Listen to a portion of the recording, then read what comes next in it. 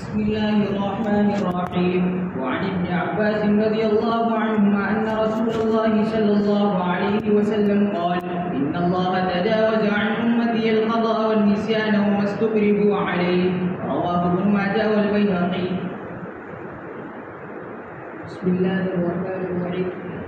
وعن مهز بن حكيم عن أبيه عن جده رضي الله أنه سمع رسول الله صلى الله عليه وسلم يقول في قوله تعالى: كنتم خير أمة أخرجت للناس، قال: أنتم تتمون 70 أمة، أنتم خيرها وأكرمها على الله تعالى. رواه الترمذي وابن ماجه والدارمي، وقال الترمذي هذا حديث حسن. بسم الله الرحمن الرحيم. وعن ابن عباس رضي الله عنهما أن رسول الله صلى الله عليه وسلم قال: إن الله تجاوز عن أمتي الخطأ والنسيان وما استكرهوا عليه. رواه ابن ماجه والبيهقي. وعن بحث بن حكيم عن أبيه عن جده رضي الله تعالى عنه أنه سمع رسول الله صلى الله عليه وسلم يقول في قوله تعالى: كنتم خير أمة أخرجت للناس، قال: أنتم تتمون 70 أمة، أنتم خيرها وأكرمها على الله تعالى. رواه الترمذي وابن ماجه والدارمي، وقال الترمذي هذا حديث حسن. اب طلبہ نے مشکات شریف کی آخری احادیث کی تلاوت کی ہے. مہمان محترم اس حدیث کی شرح فرمائیں گے اور ان طلبہ کے لیے وہ سبق بھی ہوگا اور ہم سب کے لیے وہ ایک عمومی بیان بھی ہوگا. حضرت کا یہ بیان اور یہ سبق آپ حضرات بغور اور توجہ سے سماعت فرمائیں. اس کے بعد آخر میں انعام کا مرحلہ باقی ہے، وہ مرحلہ ہوگا اور پھر آخر میں حضرت مہمان محترم کی دعا پر مجلس کا اختتام ہوگا.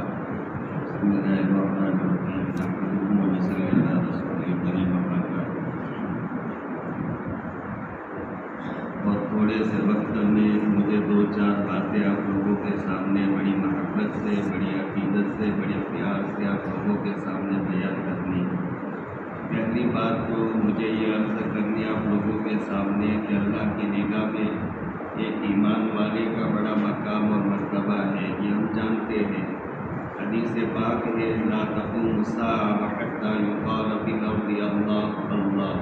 اللہ نے یہ جو نظام بنایا، آسمان، سورج، چاند، ستارے، سیارے، سیارچے، درخت، دریا، پہاڑ، ندی، نالے، اور یہ جو انسان اور مخلوقات اللہ نے بنائی ہے، وہ سارے مخلوقات اور یہ سارا نظام ایک ایمان والے کی وجہ سے اللہ چلاتے رہیں گے اور یہ چلتا رہے گا.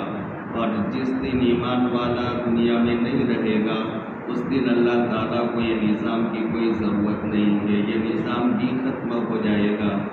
یہ طلباء اور علماء جانتے ہیں کہ اللہ کے نبی علیہ السلام کی دنیا میں تشریف آوری سے ٹھیک 1 سال پہلے، ابھی آپ دنیا میں تشریف نہیں لائے تھے، ٹھیک 1 سال پہلے ایک بہت بڑا عجیب واقعہ پیش آیا تھا کہ ابرہہ بادشاہ بیت اللہ کو ڈھانے کے لیے چلا تھا. مشہور واقعہ ہے، لیکن پوری تاریخ کو چھوڑتے ہوئے خلاصہ میں یہ بیان کرتا ہوں. اس وقت میں اللہ کے نبی علیہ السلام کے دادا محترم عبد المطلب، ان کی جب ابرہہ سے ملاقات ہوئی تو عبد المطلب نے مطالبہ کیا تھا ابرہہ سے کہ آپ میرے اونٹ دے دو.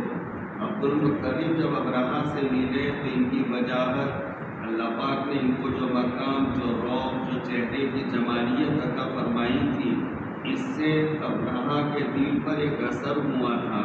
وہ ذرا ٹھیک ٹھاک بیٹھ گیا تھا کہ ایک باوقار آدمی آیا، لیکن عبد المطلب نے ان کے سامنے بیت اللہ شریف کا کوئی تذکرہ نہیں کیا. وہ تو یہ سمجھ رہا تھا کہ وہ آئیں گے، منت کریں گے، ریکویسٹ کریں گے، آپ آئے ہو ہمارے بیت اللہ کو ڈھانے کے لیے، واپس چلے جاؤ، ہم آپ کو یہ کرے وہ کرے، فلانا کرے، پاؤں پڑتے، ہاتھ جوڑتے، ایسی ویسی باتیں کریں گے. لیکن عبد المطلب نے وہ ساری باتیں چھوڑ کر کے یہ کہا کہ میرے اونٹ آپ کے قافلے والوں نے لے لیے، دے دو. تو ابرہہ کہنے لگا کہ آپ کو دیکھ کر تو میری طبیعت پر یہ اثر ہوا تھا لیکن آپ نے اپنے گھر بیت اللہ شریف جس کو آپ بڑا مقدس مانتے، اس کو ڈھانے کے لیے، ختم کرنے کے لیے میں آیا ہوں، آپ نے اس کا کوئی تذکرہ نہیں کیا اور اپنے اونٹوں کا تذکرہ آپ کر رہے۔ عبد المطلب نے پیارا سا جواب، چھوٹا سا جواب دیا تھا کہ اونٹوں کا مالک میں ہوں، مجھے اپنی مملوک، اپنے مال اور اپنی ملکیت کا فکر ہے، اور وہ گھر کا مالک کوئی اور ہے، وہ مالک اس گھر کی حفاظت کرے گا۔ اور پھر وہ اپنے اونٹوں کو لے کر جب آئے تو اس قدر یقین تھا کہ اللہ تعالیٰ ضرور بیت اللہ شریف کی حفاظت فرمائے گی۔ اہل مکہ، ابھی آقا تو تشریف نہیں لائے، 1 سال بعد دنیا میں آپ کی ولادت باسعادت ہوئی، لیکن اس وقت عبد المطلب نے کہا کہ اپنے مکانوں کو چھوڑ کر پہاڑوں پر چلے جاؤ، اللہ کا عذاب آنے کو ہے، اور آیا بھی۔ اللہ نے پرندوں کی جھنڈ کو بھیجا اور ان کو تہس نہس کر دیا۔ ان میں سے ایک بچا ہوا آدمی کو عائشہ صدیقہ حفیظہ کائنات رضی اللہ تعالیٰ عنہ بیان فرماتی ہے کہ میں نے مدینہ کی گلیوں میں جو آنکھوں سے معذور نابینا ہو گیا تھا، میں نے بھیک مانگتے ہوئے بھی دیکھا تھا، لہذا وہ آپ نے بیت اللہ کو بچا لیا تھا۔ اس کی حکمت اور فلسفہ کیا ہے؟ اس وجہ سے کہ ابھی تو وہ شخصیت آنی باقی ہے۔ کنت نبیا وآدم بین الماء وبین الماء بین الجسد والروح، میں اس وقت اللہ کی نگاہ میں نبی بنایا جا چکا تھا، فیصلہ کیا جا چکا تھا، جبکہ آدم علیہ السلام میں تو ابھی اللہ پاک نے روح بھی نہیں ڈالی تھی۔ انی مکتوب عند اللہ خاتم النبیین وآدم لمنجدل فی دینہ، اس وقت اللہ نے میرے لیے خاتم النبیین ہونے کا اللہ نے فیصلہ فرما دیا تھا، جبکہ ابھی آدم علیہ السلام زندگی ہوئی مٹی کے درمیان میں پڑے ہوئے تھے۔ لولا کلمہ خلقت الافلاق، حدیث پڑھانے والے اساتذہ بھی موجود ہیں، یہ حدیث پر محدثین نے کلام کیا ہے، لیکن متن صحیح ہے اس کا، اور یہ سند حدیث قدسی کے درجے میں ہے۔ اللہ تبارک و تعالیٰ خود بیان فرماتے لولا کلمہ خلقت الافلاق والارضین، اگر آپ یعنی نبی علیہ السلام کی بعثت، آپ کو دنیا میں بھیجنا مقصود نہ ہوتا تو یہ نظام اور یہ کائنات نہ بنایا جاتا، وہ شخصیت آنا باقی ہے۔ انا سید ولد آدم ولا فخر، میں آدم آئے تو سب سے پہلے اور میں آیا تو سب کے بعد میں، لیکن یہ تمام اولاد آدم میں سب کا بڑا امیر سید ہوں، اور یہ میں کوئی فخر سے بات نہیں کہتا، اللہ پاک نے مجھے یہ مقام عطا فرمایا ہے کہ اللہ پاک نے، اسی لیے علامہ بغوی علیہ رحمہ جن کی مصابی ہے، اور پھر مشکات آپ پڑھتے ہو، اور اس سے پہلے مصابی ہم کہتے ہیں مشکات پڑھنے والے طلباء سے کہ جو طالب مشکات پڑھے تو وہ مصابی کو بھی سامنے رکھے، تاکہ مشکات کی حدیث کو وہ مصابے کے ساتھ ملا کر دیکھتا رہے کہ صاحب مشکات جو خطبہ میں دعویٰ کرتے ہیں وہ اپنی بات میں سچے بھی ہیں کہ سچے نہیں، کہ ہم وہی ترتیب پر حدیثوں کو لائیں گے جو صاحب مصابے علامہ بغوی علیہ رحمہ نے ذکر کیے۔ علامہ بغوی بیان فرماتے، آقا نے بیان فرمایا کہ حرمت الجنت علی الانبیاء کلہم حتی ادخلها، تمام نبیوں پر جنت حرام ہے جب تک کہ میں اس میں داخل نہ ہو جاؤں، یعنی اللہ کے نبی علیہ السلام جنت میں داخل نہ ہو جائے تب تک تمام نبیوں پر جنت میں داخلہ اور انٹری حرام ہے۔ فحرمت الجنت علی الامم حتی تدخل امتی، کہ کوئی امتی بھی نہیں جا سکتا جب تک کہ میری امت جنت میں داخل نہ ہو جائے۔ اسی کا بیان یہ مشکات شریف کی آخری حدیث میں ہے۔ اس پر اگر تفصیل سے کلام کیا جائے، سند پر کلام کیا جائے، بحث بن حکیم بن معاویہ بن حیدہ یا بصری قشیری، یہ مستقل اس پر ایک لمبا کلام ہو سکتا ہے، اور مجھے تو یہ کہا کہ 9 بجے آپ کو بات پوری کر دینی، اس لیے میں مختصراً کچھ باتیں مشکات شریف کی مناسبت بھی ہوگی، اور یوں بھی باتیں اسی مناسبت سے اللہ جو کہلوائے گا میں کہوں گا، وہ اللہ کے نبی علیہ السلام کی آمد باقی ہے۔ علامہ جلال الدین سیوطی علیہ رحمہ نے اپنی ایک کتاب میں آقا صلی اللہ علیہ وسلم کا مقام مرتبہ بیان کرتے ہوئے لکھتے ہیں کہ اللہ کے نبی علیہ السلام کو رب تعالیٰ نے وہ مقام عطا فرمایا تھا کہ جس دن پہلا دن کہ عبداللہ کے پشت سے آمینہ کے رحم میں اللہ کے نبی علیہ السلام تشریف لے گئے، اس وقت 24 گھنٹے کے لیے تمام دنیا کے بادشاہوں کی زبانوں کو اللہ پاک نے گم کر دیا تھا، تاکہ پتہ چلے کہ کوئی بڑی شخصیت آنے والی، اس کو حدیث پڑھانے والے اور علماء جانتے ہیں کہ اس کو کہتے ہیں ارحاسات نبوت۔ ارحاس کے معنی آتے کسی چیز کی بنیاد ڈالنا، تو یہ نبوت کی بنیادوں میں سے لوگ سمجھ بیٹھے کہ کچھ ہونے والا ہے، اور اس دن ابھی تو آپ کو دنیا میں آنے کے 9 ماہ باقی ہے، لیکن اللہ کے نبی علیہ السلام پہلے دن اپنے ماں کے رحم میں تشریف لے گئے۔ عرب کے جتنے پالتو جانور تھے وہ سارے ایک دم سے گویا ہو گئے، بولتے ہو گئے، اور انہوں نے کہا کہ اب ڈرنے کی ضرورت نہیں، گھبرانے کی ضرورت نہیں، اب یہ کفر مٹے گا، شرک مٹے گا، اور اس کا خاتمہ ہوگا، امن و امان کا زمانہ آنے والا، اور شرک کو مٹانے والا قریب آنے والا ہے۔ لیکن اس کے بعد پھر ایک زمانہ وہ آئے گا جس زمانے کے فکر ہم نے یہ طلباء سے بھی سنی، یہاں کے مفکرین اور یہاں کی اچھی سوچ رکھنے والے علماء کی زبان بھی سنی۔ ایک تفسیر ہے لا تبرج نہ تبرج الجاہلیت الاولی، کہ پہلی جاہلیت کی طرح عورتوں سے قرآن کریم میں میرا اللہ کہتا ہے بندھن کر کے نہ نکلا کرو۔ اس میں ایک لطیف اشارہ ملتا ہے کہ جاہلیت اولا، پہلے جاہلیت، اس کا معنی ایک جاہلیت ثانیہ بھی ہونے والی، اور علماء کہتے ہیں وہ جاہلیت ثانیہ یہی دور ہے، یہ ابتداء کا دور ہے جو بچے نے ہلا دینے والی تقریر کرتی تھی۔ اس وقت میرے دماغ میں ایک حدیث آئی تھی بادروا بالاعمال فتنا کقطاع اللیل المظلم یصبح مؤمنا ویمسی کافرا ویمسی مؤمنا ویصبح کافرا، یہی ابتداء کا زمانہ، یہ جہالت ثانیہ کے دور شروع ہو رہا۔ تو ابھی اتنی بڑی شخصیت کی آمد باقی اللہ کے نبی علیہ السلام کی، صحابہ جن کی تعداد یہ 1,24,000 یہ بتائی جاتی ہے، لیکن بعض چیزیں ایسی ہیں یہ انبیاء کی تعداد، صحابہ کی تعداد 31 کی 24 کی، اور انبیاء کی تعداد 2.25 لاکھ اور 1.25 لاکھ، یہ دونوں روایتیں۔ لیکن یہ علماء کے کام میں یہ میں بات ڈال دوں، بعض علم ایسے ہوتے ہیں جس علم کو کہا جاتا ہے علوم وحیہ، اس کو کوئی انسان نہیں جان سکتا۔ یہ میرے پیارے بچے جو علم پڑھتے ہیں وہ علوم وحیہ پڑھتے۔ آپ نے مشکاۃ شریف میں ایک روایت پڑھی، امیر المومنین حضرت عمر بن خطاب رضی اللہ تعالیٰ عنہ ایک بڑا مقام رکھتے تھے اپنے دور خلافت میں، یہاں 4-5 بچے حافظ ہوئے، ہو سکتا ہے ہزاروں کی تعداد میں یہاں سے حفاظ بنیں گے علماء۔ مجھے بڑا اچھا لگا یہاں آنے کے بعد، نظام کو دیکھا، طلباء کے پروگرام کو دیکھا، اساتذہ کی محنت بالکل کھل کر سامنے آ گئی، کچھ کہنے کی ضرورت نہیں ہے، اور ٹھوس پختہ علم ان کو دیا جاتا ہے۔ وہ حدیث آپ نے پڑھی ہے کہ امیر المومنین عمر بن خطاب یہ وہ کام کر کے گئے اپنے دور خلافت میں کہ 17,000 انہوں نے حفاظ قرآن تیار کیے تھے۔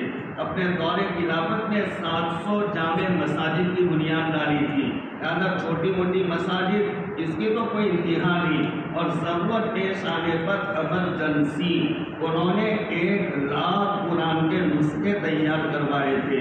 یہ کب تیار کروانے پڑیں گے؟ اس وقت اب ایک قلم سے دستی قرآن کو لکھا جاتا، پریس کی طرح جلدی سے چھپ کر گھنٹوں میں، منٹوں میں اور دنوں میں قرآن باہر آ جائے، ایسا نہیں تھا۔ قرآن کو لکھنے میں ایک وقت درکار، ایمرجنسی 1 لاکھ قرآن کے نسخے تیار کروائے، اور وہ مختلف بلاد عالم میں جہاں جہاں پر اسلام پھیلتا گیا وہاں پر وہ قرآن کے نسخوں کو تقسیم کیا جاتا رہا۔ وہ عمر بن خطاب کی روایت آپ نے پڑھی، ایک مرتبہ امیر المومنین بڑے غمگین غمزدہ بیٹھے ہوئے تھے۔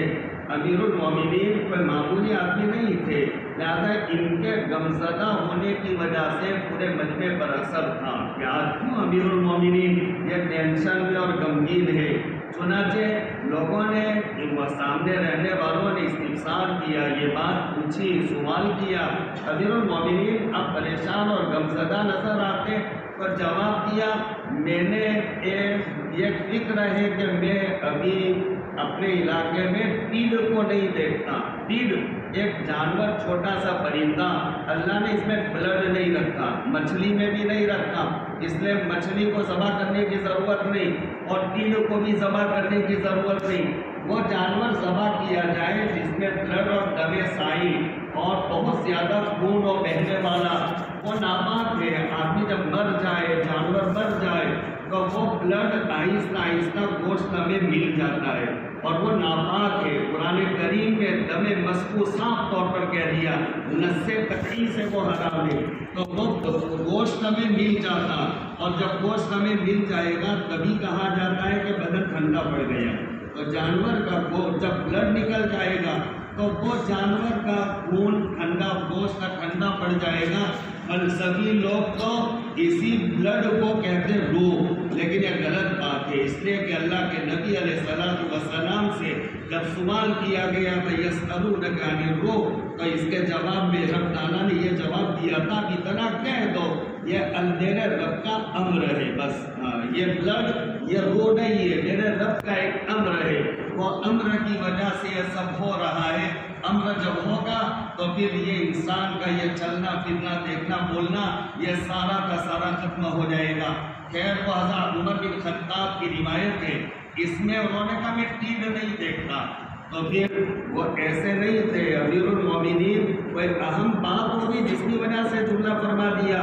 چنانچہ امیر المومنین کی بات تمنا پوری کرنے کے لیے 3 جماعتیں بنی، ایک عراق گئی، مصر گئی، شام گئی، نہ معلوم کون سی جماعت کو ٹیڈ ملا، اور ایک مشت اور مٹھی وہ ٹیڈ لے کر آئے، امیر المومنین کے گود میں ڈال دیا۔ امیر المومنین نے جب اس کو دیکھا نعرے خوشی کے نعرہ تکبیر اللہ اکبر بلند فرمایا، اور پھر ایک حدیث بیان فرمائی۔ وہ بات میں سمجھانا چاہتا ہوں علماء کو، میرے علماء کو یہ بات سمجھانا چاہتا ہوں۔ امیر المومنین نے فرمایا اللہ تعالیٰ نے 1000 جاندار مخلوقات، 18,000 کی بات غازی ثناء اللہ صاحب پانی پتی رحمہ اللہ نے تفسیر مظہری میں لکھا ہوا ہے، اللہ نے 18,000 مخلوقات، یہ مخلوقات بہت ساری ہیں، میں جاندار کی بات یہ روایت میں ہے، اللہ نے جاندار 1000 مخلوقات بنائی، 600 سمندر میں اور 400 آبادی میں، اور جب ان میں سے پہلی مخلوق ٹیڈ ختم ہوگا تو ٹیڈ کے ختم ہونے کے بعد باقی مخلوق اس طرح ختم ہو جائے گی جیسے تسبیح کے لڑی دھاگے کو توڑ دیا جائے تو پارے ایک دوسرے کے بعد ختم ہوتے۔ اب میں یہ سوال کرتا ہوں ان علماء سے کہ وہ 600 سمندر میں جانور جو امیر المومنین نے فرمایا کون گننے گیا، کس کی طاقتیں گن سکے، قیامت تک کون گن سکتا ہے؟ یہ وہی جان سکتا ہے جس کو اللہ نے کسی نبی پر وحی کے ذریعے سے علم دیا ہو کہ اس میں 600 جانور ہیں، یہاں در میں خشکی میں 400 جانور ہے، تو 5 علوم وحیہ ہے، چند نبیوں کا ذکر ہے، لیکن 1.25 لاکھ کا ذکر عام ہوتا جا رہا ہے، لہٰذا یہ 1.25 لاکھ یہ کسی نبی پر وحی ہم مان سکتے ہیں۔ علوم وحیہ یہ علم، یہ کسب سے، محنت سے، جد و جہد سے یہ علم ہم حاصل کرتے، لیکن 5 علوم یہ ہمارے بس میں نہیں ہے، وہ وحی کے ذریعے سے ہمیں معلوم ہو سکتے ہیں، علوم وحیہ میں سے۔ تو درمیان میں نے ایک بات بیان کر دی، اللہ کے نبی علیہ الصلوۃ والسلام یہ ابھی آنے باقی تھے، جب آپ آنے باقی تھے تو نہ معلوم کتنے صحابہ آئیں گے، اور وہ صحابہ کے بعد کتنے تابعین، تبع تابعین، اور نہ معلوم کتنے مشائخ، مفتیان اور علماء دین کے خدام آنے باقی تھے، بیت اللہ کی ضرورت تھی، لہٰذا اللہ نے اس کی حفاظت کے لیے یہ انتظام فرمایا، پرندوں کے جھنڈ کو بھیجا اور ان کو ختم کر دیا۔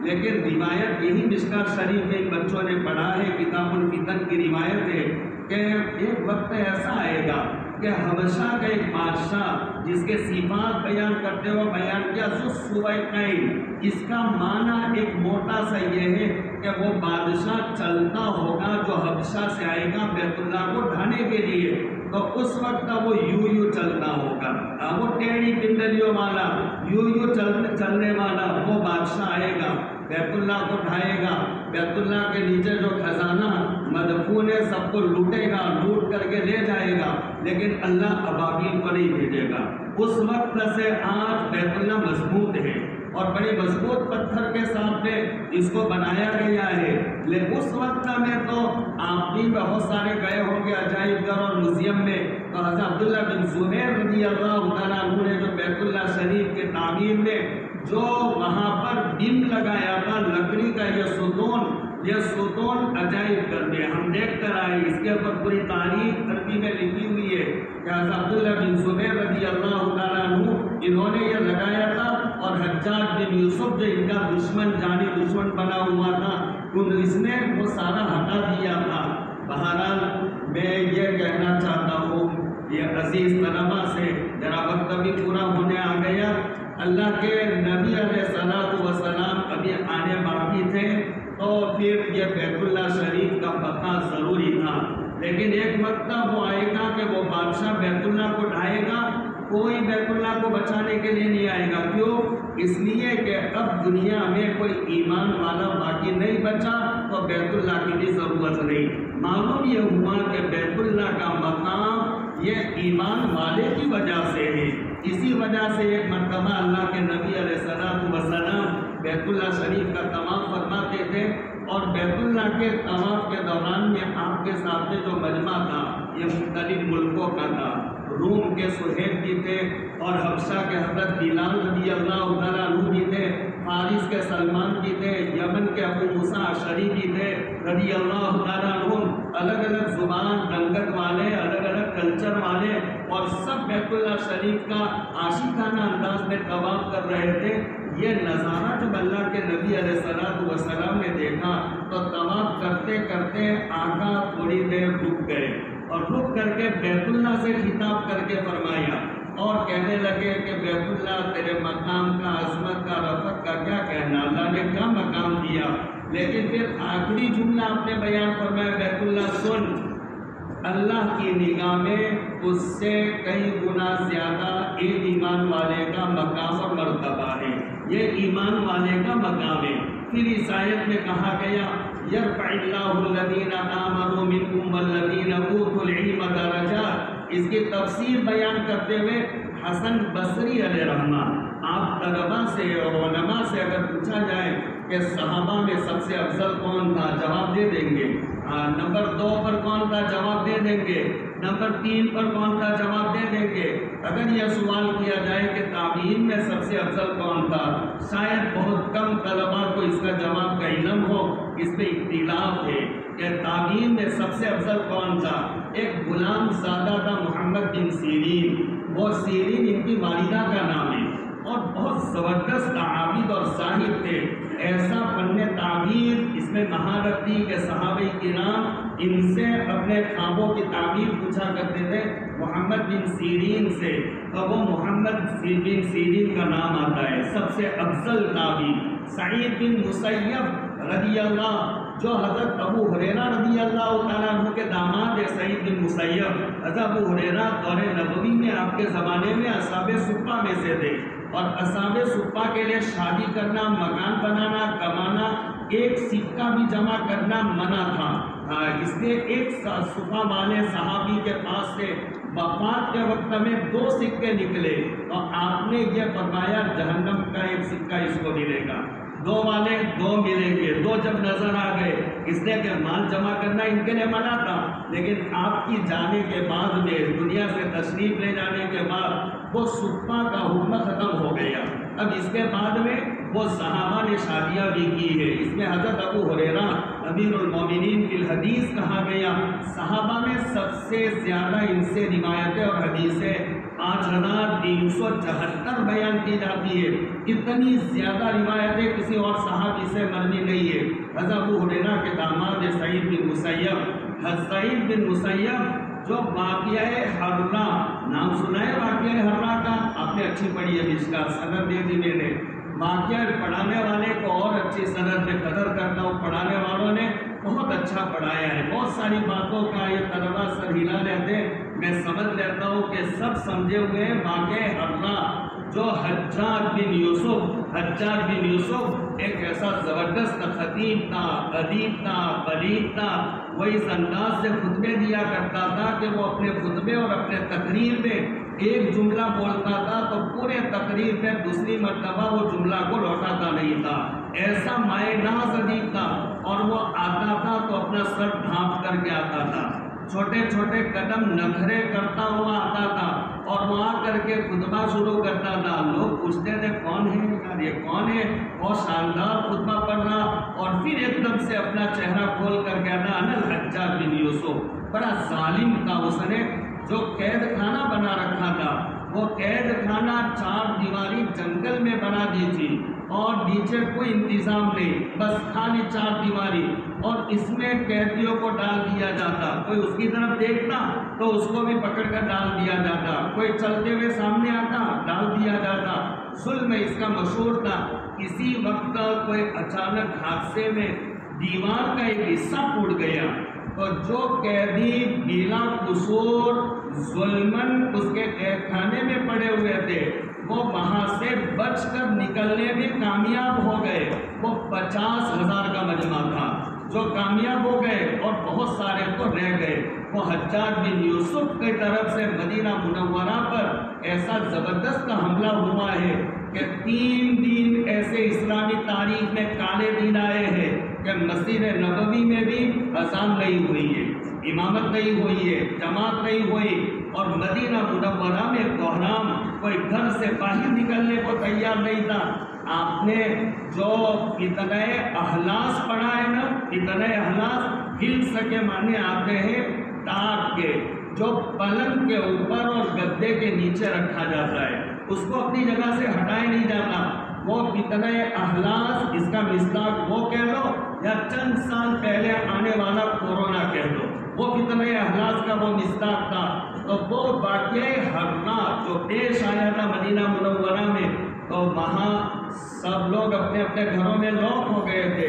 حضرت سعید بن مسیب کہتے ہیں 40 سال، بڑے زبردست عالم تھے، وہ 40 سال تک وہ بازار کا انہوں نے رخ نہیں کیا، وہ مسجد نبوی میں تھے، اور یہ واقعہ ہو گیا، حجاج آ گیا اپنے لشکر کو لے کر کے، تو وہ اندر سے باہر نکلنے کی ہمت نہیں کہ میں اکیلا رہا 3 دن۔ جب نماز کا وقت ہوتا، آج کی طرح سہولت گھڑیوں کا انتظام نہیں تھا، تو روزہ اقدس صلی اللہ علیہ وآلہ وسلم میں سے ایک دھیمی سی سور یعنی سارن بجتا، یوں کہہ لو گھنٹی بجتی، تو میں سمجھ جاتا کہ آقا فرما رہے ہیں کہ نماز کا وقت ہو گیا۔ میں دبی دبی آواز میں اذان پڑھتا، تکبیر پڑھتا، اور میں خود نماز پڑھاتا، میں امام بھی، میں مقتدی بھی، میں مؤذن بھی، سب میں 3 دن تک ایسا۔ یہ حضرت سعید بن مسیب کو یہ سعادت ملی، ان کا نام بھی آتا ہے۔ اور تیسرے نمبر پر حسن بصری، وہ حسن بصری فرماتے کہ یرفع اللہ الذین آمنوا منکم والذین اوتوا العلم درجات۔ ایمان والے کا مقام آپ نے سن لیا، تو ایمان والے کا جب یہ مقام ایک ایمان والے کی وجہ سے سب بقا ہے، آسمان زمین کا سب نظام، اس سے 500 درجہ بڑا ہوا مقام ان عالموں کا ہے، جن کے پاس قرآن کا علم آ جائے، حدیث کا علم آ جائے۔ حملۃ القرآن اولیاء اللہ ومن والہ فقد والہ اللہ ومن عادہ فقد عاد اللہ۔ قرآن سے تعلق رکھنے والے اللہ کے دوست رہے، لہٰذا جو ان سے دوستی کرے گا اللہ ان کو اپنا دوست بنائے گا، جو ان سے دشمنی کرے گا اللہ ان کو اپنا دشمن بنائے گا۔ اشراف امتی حملۃ القرآن واصحاب اللیل، میری امت میں مقام اور مرتبہ تو ان عالموں کا ہے، مفسروں کا ہے، محدثوں کا ہے، مفتیان کا ہے، قرآن سے نسبت رکھنے والے، اور راتوں میں اپنے بستر کو چھوڑ کر اللہ کے حضور اپنے آنسو بہانے والے، یہ میری امت میں ان کا مقام۔ لحامل القرآن دعوت مستجابہ، جس کو قرآنی علم مل گیا اللہ کی نگاہ میں اس کا وہ مقام ہو جاتا ہے۔ اپنے ہاتھ اٹھائے اللہ اس کو کہیں خالی ہاتھ نہیں لوٹاتے. مستجاب الدعوات یہ حدیث میں کہا گیا بننا ہے تو عالم بن جاؤ. انکر القرآن وعمل بما فيه البس والداه تاجا يوم القيامة ضوءه احسن من ضوء الشمس لو كان في بيوتكم فما ظنكم بالذي عمل بها. جو قرآن پڑھے قرآن کے مطابق عملی زندگی بنائے. یہ ہمارے بچے قرآن پڑھتے ہیں قرآن کے مطابق یقیناً عملی زندگی. میں نے جو یہاں کی کارگزاری سنی کالج کرنے والے 11ویں 12ویں پڑھنے والے آگے پڑھنے والے اور یہ لباس لے اور یہ چہرے مہرے کے ساتھ یقیناً بڑی سعادت. اور مجھے تو بہت خوشی ہوئی یہاں کا نظام اور یہ ترتیب دیکھنے کے بعد میں. اب یہ جن کے والیوں نے ان کے پیچھے قربانی دی مولانا مدثر صاحب نے جو نظام آپ کو بتایا آئیے اس نظام کی طرف. یہ یہی نظام ہے. آقا نے فرمایا تھا تم ہو کہ تم دوڑے دوڑے جہنم کے گھاڑ میں گڑھے میں گرتے جا رہے ہو اور میں ہوں کہ تمہارے کالر پکڑ پکڑ کر تم کو اس سے بچانے کی کوشش کر رہا ہو. یہی فکر کرنے والے آپ کی اولادوں کو آپ کی نسلوں کو آپ کے بچوں کو اور ہماری برادری کے ان نوجوانوں کو یا جہنم کے گھاڑ میں گرنے سے وہ بچا رہے. واقعی میں ابتداء کا دور ہے. ایمان کا بچانا بڑا مشکل ہے. فتنوں کا زمانہ ہے اور وہ فتنے اور بھی آتے رہیں گے. آپ نے فرمایا تھا تدور روح الاسلام الى 35 اور الى 36 اور الى 37. میں نے جو ماحول بنایا وہ سن ہجری 35 تک چلے گا 36 تک چلے گا 37 تک چلے گا. پھر میری امت میں جب بگاڑ آنا شروع ہوگا اختلاف شروع ہو جائے گا اس کے بعد وہ اختلاف تھمے گا نہیں. وہ بڑھتا ہی چلا جائے گا. وہ بڑھتے بڑھتے وہاں تک وہ بڑھتا رہے گا. اذا لم يبق من الدنيا الا يوم لطول الله ذلك اليوم حتى يبعث رجلا مني او من اهل بيتي يواطئ اسمه اسمي واسم ابيه اسم ابي يملا الارض قسطا وعدلا كما ملئ الظلم وجورا. اگر دنیا کے خاتمے کا ایک دن باقی ہوگا تبھی میرا اللہ اس دن کو لمبا کرے گا اور لمبا کر کے اس دن میں ایک میرے خاندان کا آپ نے فرمایا میرے گھر کا المہدی من عطرتی من آل فاطمہ کہ ایک آدمی کو بھیجے گا جو میرے نسل میں سے میرے خاندان میں سے ہوگا جس کا نام ہوگا محمد. یماتی اسمہ اسمی اس کا نام محمد. یماتی اسم ابی اسم ابی اس کے والد کا نام عبداللہ محمد بن عبداللہ. ملا علی بن سلطان القاری علیہ رحمہ کا نام اپنے مشکات میں کئی مرتبہ سنا ہوگا. ملا علی بن سلطان القاری بیان فرماتے تفسیر کرتے ہوئے 40 سال وہ رہیں گے مدینہ منورہ. مولد چاہے پیدائش ہوگی کوئی اگر کہے میں مہدی ہوں تو کہاں کا ہے بھائی.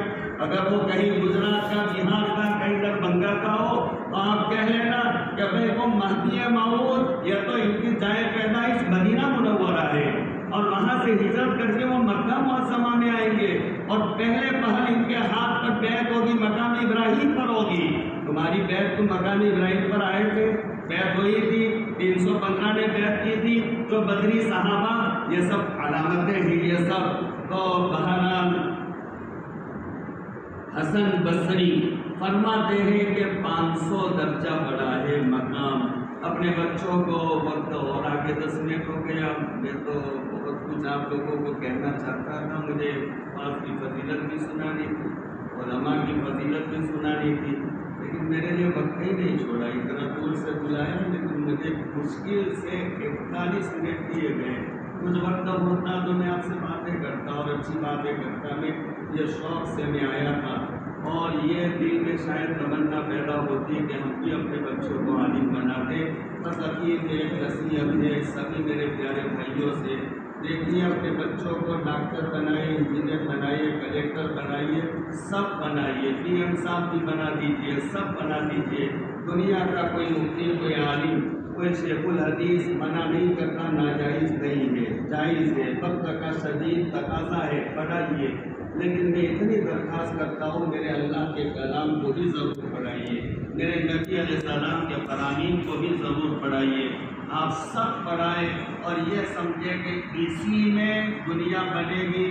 تو خدائے پاک کی قسم کھا کر کہتا ہوں، مدنی مرکز کے بڑے مسجد میں بیٹھ کر کے یہ آپ کا دھوکہ ہے، اس لیے کہ ابن ماجہ شریف کی روایت ہے، صاحب سے میری بات ہوئی، انہوں نے بتایا، میں نے ابن ماجہ شریف پڑھائی، وہ میری تصدیق کریں گے۔ ابن ماجہ شریف کی روایت ہے، الذی یجمع خلق احدکم فی بطن امہ 40 یوما نطفہ ثم یکون علقۃ مثل ذلک ثم یکون مضغۃ مثل ذلک ثم یبعث الیہ الملک فیؤمر باربع کلمات فیقول اکتب اجلا وعملا ورزقا وشقی ام سعید۔ 120 دن کہتے ہیں ماں کے پیٹ میں آسمان سے فرشتے نے آ کر کے ہمارا رزق لکھ دیا ہے۔ حافظ قرآن بنو، عالم دین بنو کہ کلکٹر کے جج بنو، جو لکھا ہے اس سے زیادہ نہیں ملے گا، یہ خدا کا فیصلہ ہے۔ یہ آسمان سے اللہ پاک نے فرشتے کو بھیج کر کے 120 دن کہتے ہیں اس وقت اللہ پاک نے لکھوا دیا۔ لیکن حقیر دنیا کی وجہ سے اپنے بچوں کے ایمان کا سودا نہ کرے، اپنے بچوں کو اسلامی تعلیمات، قرآن سے مناسبت، حدیث سے مناسبت، اور یہ بہترین نصب ہے۔ واقعی میں جتنی تعریف کروں اتنی کم، میرا مزاج ہے، کئی جگہ پر جانا ہوا تو ہم نے یہ مشورہ دیا کہ یہ کیا جائے۔ بہت ساری جگہ پر ہم نے کسی کو انفرادی طور پر مشورہ دے کر کے میں نے کہا آپ یہ کام کر سکتے ہو، ان کالج اسکول والے بچوں کو آپ لاؤ اور لا کر کے ان کو آپ 1 گھنٹہ دو۔ 1 گھنٹہ اگر وہ بہت سی جگہ فجر کے بعد وہ آتے، بہت سی جگہ عشاء کے بعد، میں نے کہا یہ طبقہ جا رہا ہے، ان کے دماغوں میں وہی جو مولانا نے فرمایا وہ اعتراضات، اب وہ ملائکہ ان کو سمجھ میں نہیں آتے۔ آمنت باللہ وملائکتہ وکتبہ ورسلہ والیوم الآخر والقدر خیرہ وشرہ من اللہ تعالی والبعث بعد الموت۔ یہ ہم نے بچپن میں پڑھا تھا، لیکن کلیکٹر کے قریب ہونے گیا تو اس کو یہ ملائکہ سمجھ میں نہیں آتے۔ والکتب آسمانی 104 کتابیں اس کو سمجھ میں نہیں آتی، 4 بڑی کتابیں اور 100 چھوٹی چھوٹی کتابیں، یہ اب اس کو اعتراضات شروع ہو جائیں گے، نبی اور رسول ان کو سمجھ میں نہیں آئیں گے۔ تو آپ پڑھائیے بچوں کو، لیکن قرآن سے بھی ان کو جوڑے رکھیے، حدیث سے بھی ان کو جوڑے رکھیے۔ میری بات کو مفید بنائے، میرے لیے سفیر آخرت بنائے، میرے لیے ذریعہ نجات بنائے، ہدایت کا ذریعہ بنائے، اور اللہ ہم سب کو اپنے بچوں کو دین پڑھانے کے لیے اپنے بچوں کو اللہ قبول فرمائے، اور جو عالم بن رہے ان کے لیے دل سے دعا ہے، جو بن کر بھی آئے ان کے لیے بھی دعا ہے، اللہ ان کو دین کی خدمت کے لیے قبول۔ بڑی سعادت ہے، میں کبھی سجدے میں پڑھ کر اللہ کے سامنے شکر ادا کرتا ہوں اور اللہ کے سامنے رو جاتا ہوں، اللہ میں آپ کا جتنا شکر ادا کروں کم ہے، کریم اللہ تو نے مجھے دین کی خدمت کے لیے قبول کیا ہے۔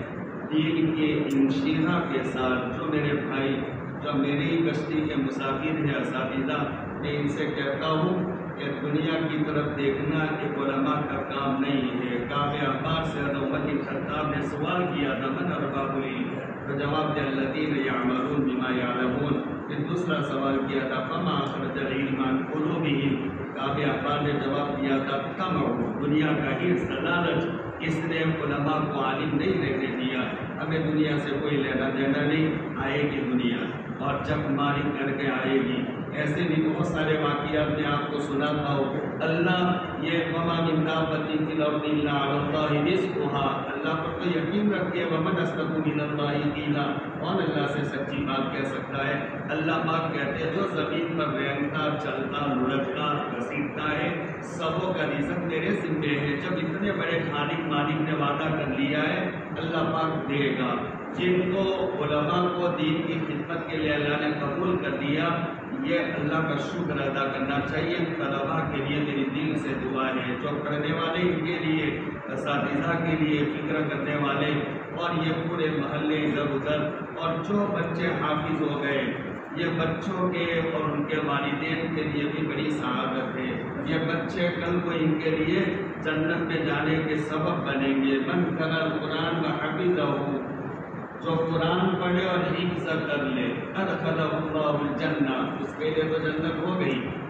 اور ملا علی قاری ایک روایت میں کرتے کہ اذا جعل القرآن فی ہاں فألقی من النار محترق، کہ چمڑے میں قرآن کو لپیٹ کر آگ میں ڈال دی جائے تو آگ میں پاور نہیں ہے کہ اس کو جلائے۔ اس کی تفسیر ملا علی قاری بیان فرماتے کوئی حافظ ہو جائے اور قرآن کا حافظ ہو جائے اور کبھی جہنم میں اس کو ڈال دیا گیا تو جہنم کی آگ میں پاور نہیں ہے کہ حافظ کو جلائے۔ اور یہ حدیث میں میرے آقا بیان فرماتے ادخلہ اللہ الجنہ، اللہ اس کو تو جنت دے دیں گے۔ وَشَفَّعَهُ فِي عَشَرَةٍ مِّنْ أَهْلِ بَيْتِهِ كُلُّهُمْ كَسِسْتَوْجَبِ النَّارِ، کہ اللہ اس کے گھرانے میں سے 10 ایسے لوگوں کی شفاعت کا حق دیں گے کہ جنہوں نے بدعملی کی وجہ سے اپنے اوپر جہنم کو واجب کر دیا۔ جہنم سے بچنا چاہتے ہو، اسی کا نام کامیابی ہے۔ منصور ضیاء النار فأدخل الجنہ فقد فاز، جہنم سے بچا لیے گئے اور جنت میں انٹری مل گئی، اسی کا نام تو کامیابی ہے۔ اگر یہ چاہتے ہو تو بچوں کو حافظ بناؤ، عالم بناؤ، ساتھ میں مرضی چاہو وہ پڑھاؤ۔ اللہ پاک یہ مجلس کو قبول فرمائے۔ آخر دعوانا الحمدللہ رب العالمین۔ اللہ تعالیٰ حضرت کی قیمتی باتوں پر ہم سب کو عمل کی توفیق عطا فرمائے۔